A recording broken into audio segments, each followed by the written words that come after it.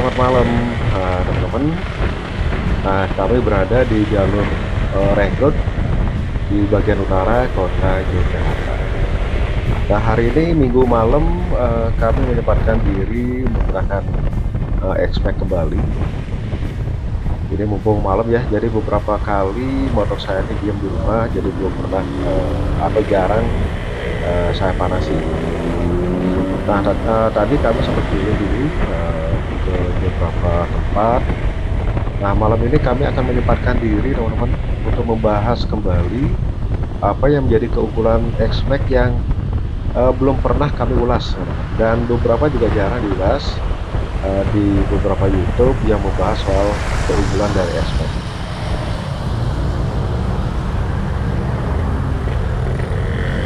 Beberapa tahun sebelumnya, jadi kami sempat pakai sepeda motor ya dari Jogja menuju ke Solo, karena pada saat itu kami sempat dinas di Solo Baru, termasuk pada saat zamannya COVID. Jadi beberapa kali kami memang sengaja naik motor, dan motor X-Max ini salah satu motor yang lebih sering kami pakai selain MT25. Nah, pada saat itu, pada saat COVID itu memang jalurnya sepi dan kami bisa ya kadang-kadang kecepatan tinggi, kadang-kadang kecepatan sedang ya, karena jalurnya sepi, dan tentunya kami tetap menggunakan kendaraan dalam kondisi safety riding. Nah, ada satu kesan, jadi saya belum sempat mengulas ya. Jadi X-Max ini kendaraan 250 cc walaupun satu silinder, tapi cc-nya cukup besar, artinya lumayan ya dibanding motor-motor yang lain. Dan ini matic yang bongsor. Kalau di awal kami sempat tidak pede ya, jadi melihat bodi X-Max yang begitu besar, begitu bongsor. Saya sempat sekali waktu masuk ke dealer Yamaha. Pada saat itu saya sempat melihat Yamaha New MT25 yang terbaru. Nah, di sana saya lihat ada X-Max ini. Saya melihat sekilas saja rasanya tidak berani pakai. Jadi karena bodinya boxer pasti berat sekali. Nah, sekali waktu pada saat kami konvensi ke Bali, jadi sudah pernah kami ulas di konten kami sebelumnya ya. Nah, ternyata setelah kami pakai, kita touring dari Jimbaran menuju ke Bedugul. Oh, ternyata setelah jalan itu nyaman sekali, teman-teman.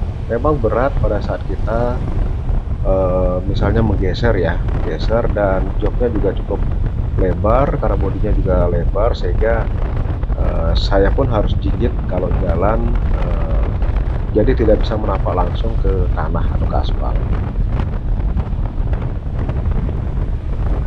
Setelah melalui beberapa pertimbangan ya, ternyata motor ini aman sekali dipakai, nyaman sekali ya. Terus posisi ridingnya juga cukup enak, konsumsi bahan bakarnya juga termasuk irit, hampir sama dengan 150 cc. Terus bagasinya juga cukup luas sekali sehingga praktis sekali ya. Nah, ada satu hal teman-teman, jadi pada saat kami pakai dulu sempat hujan deras, teman-teman. Nah, pada saat hujan deras itu ternyata sepatu dan celana itu tidak begitu basah sekali, teman-teman, padahal deras sekali. Nah, ini yang menjadi penanda saya bahwa kalau motor X-Max ini ternyata kalau dipakai hujan ya cukup praktis, teman-teman. Jadi beda dengan motor laki ya. Kalau motor laki pasti akan jadi basah, baik di celana maupun di sepatu. Nah, keunggulan yang kedua, teman-teman, yang belum sempat saya ulas. Nah, ini kan motor 250 cc. Jadi karena saya pernah pakai MT25, dan saya juga sempat menggunakan kendaraan yang 1000 cc ya, dan 600 cc, dan ternyata mulai dari cc 250 ke atas itu di kaki itu sangat mudah sekali panas. Jadi kalau misalnya jalan, apalagi sempat dikena lampu merah, dan itu kaki dan sampai panasnya itu ketumit, teman-teman. Nah, sehingga jadi pada saat itu saya sempat lupa pakai sepatu karena pakai sendal ya. Nah, sehingga jadi kaki sampai tumit dan paha pun panas sekali. Nah 250 cc sudah mulai panas ya kalau motor laki ya. Jadi di MT25 saya juga terasa jadi panas di kaki. Kecuali kalau dipakai apa namanya, kita agak kecepatan tinggi dan konstan, tentunya angin jadi dari depan itu langsung ke belakang, jadi tidak perlu panas. Nah itu yang menjadi kesan saya. Yang pertama soal apa, kalau hujan ternyata praktis, jadi tidak apa namanya, tidak begitu basah, walaupun basah tapi tidak begitu ya, beda dengan motor laki.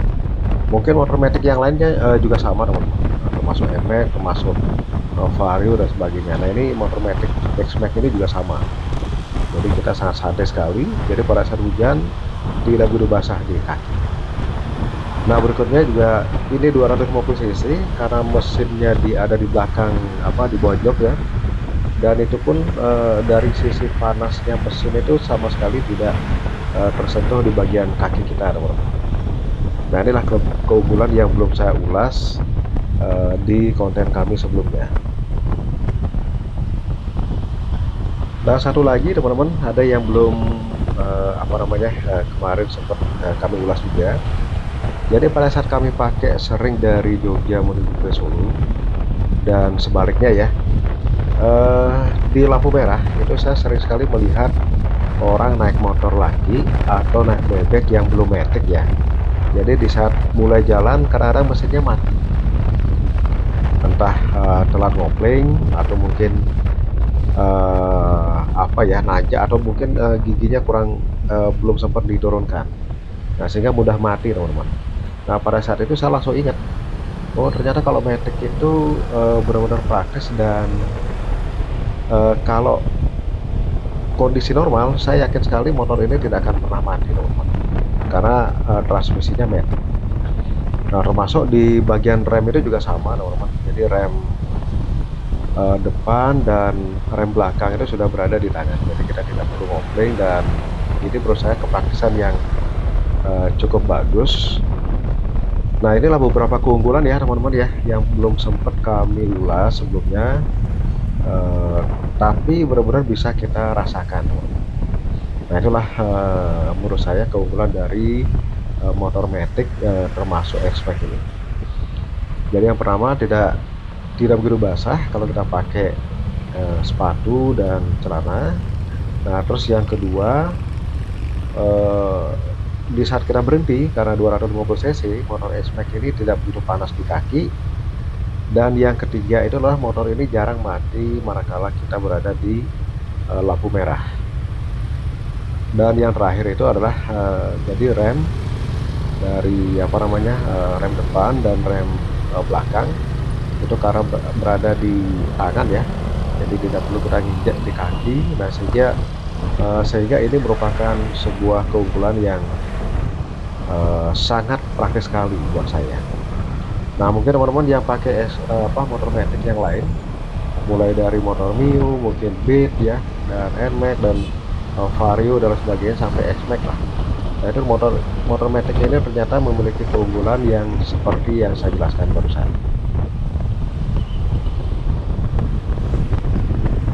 Nah kami sudah mulai masuk ke daerah Tajem teman-teman, ini sudah dekat dengan rumah kami.